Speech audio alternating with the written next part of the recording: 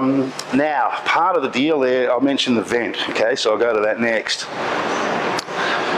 The vent needs to be there because what happens is the super lightweight EPS core, it's like if you were to fill up a box full of ping pong balls.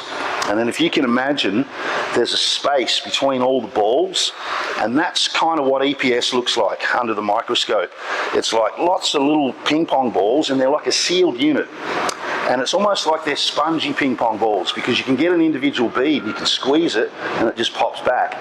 And so when you have this full EPS core, super lightweight springy beads, plus there's a space between the beads, that space contains free air, and that air needs to escape, okay? So what ends up happening is, it's possible you can build a board without a vent, but to do that, one, you've either got to use a way higher density core, or two, you can actually allow a little bit of resin to soak into the foam a bit. But what ends up happening is that again stiffens the board up, because you can actually have a matrix of resin that goes around the beads and through the core. It actually joins the top and bottom together, and then you come back to that same old issue. When you connect the top and bottom, they can't slide past one another and you kill the flex. So we really use the super light EPS so that the board flexes really nicely, and then any issues with excess air buildup or pressure is completely taken away by the vent.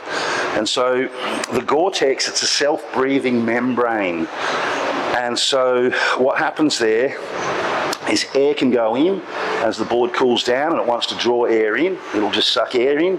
As it heats up, it'll let the air go out. So it'll allow air to pass in and out of the board, but the membrane is so fine that it does not allow water to pass through.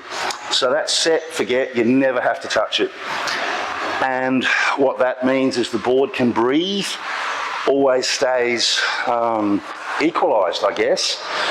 And it's part of the deal. So if someone's trying to sell you an EPS board without a vent, right, you're going to have one of a few issues. One, it's not going to perform as good because they've either resin impregnated the core and that stiffened the whole board up, or two, you're going to have blister or bubble or delam issues. So a vent is super important, and you can go back all the way to the old windsurfer days, and virtually every big windsurfer and board with an EPS core had a vent. They were manual back then. Some people still use manual.